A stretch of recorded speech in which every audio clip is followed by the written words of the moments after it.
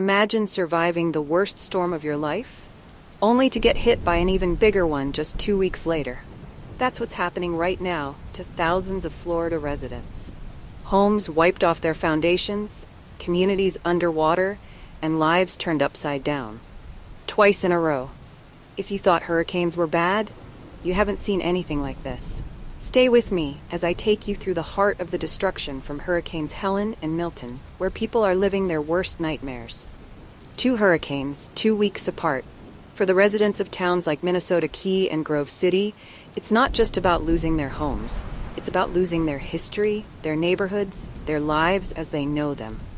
They thought they'd survived the worst with Hurricane Helene. They thought they could rebuild.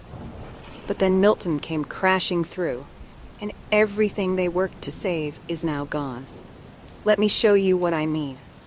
In this quiet old Florida trailer park, homes were ripped from their foundations.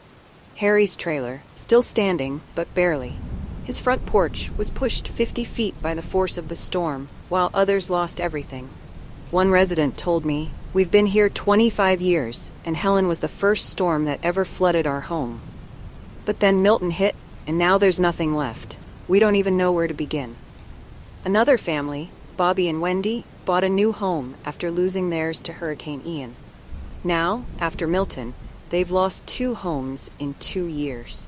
Can you imagine that kind of heartbreak? But it's not just about the homes, it's about the communities that are being torn apart. Friends, neighbors, and families who've lived side by side for decades now, scattered, unsure of where to go or how to rebuild.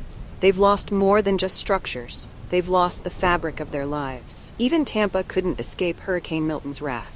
A crane collapsed into the Tampa Bay Times building, a reminder that when these storms come, no one is safe. The destruction doesn't care if you're in a small town or a big city. It doesn't discriminate. Now let's talk about what's next.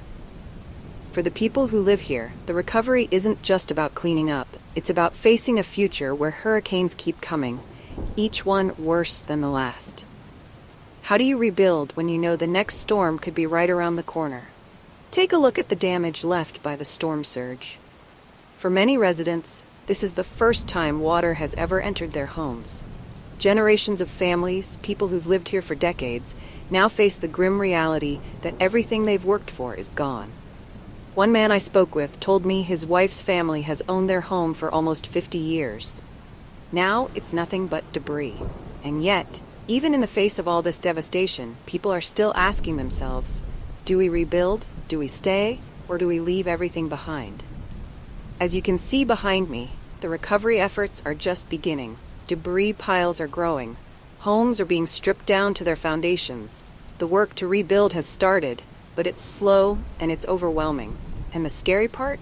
The infrastructure here just isn't prepared for what's happening. People have been asking me, why do Floridians keep living here? And the answer is simple. It's home. But after 2 hurricanes in 2 weeks, home doesn't look the same anymore. And for some, it might never be the same again. You might think the wind is the worst part of a hurricane, but in places like this, it's the water that causes the most destruction. The storm surge from Milton swallowed everything in its path. Homes, cars, even entire roads disappeared under the floodwaters. But this isn't the end of the story. People here are strong, and they're not giving up. Volunteers, neighbors, and complete strangers are coming together to help with the cleanup and to start rebuilding.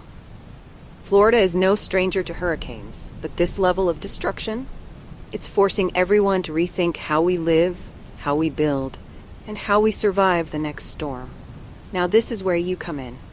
Millions of you have tuned in to my channel to watch the coverage of these storms, but I can't do it all alone. The people of Florida need your help. Whether you can donate, volunteer, or just spread the word, every little bit counts. If you want to support the recovery efforts or learn more about what's happening on the ground, click the link below. We need to come together to help these communities rebuild, stronger and more resilient than ever.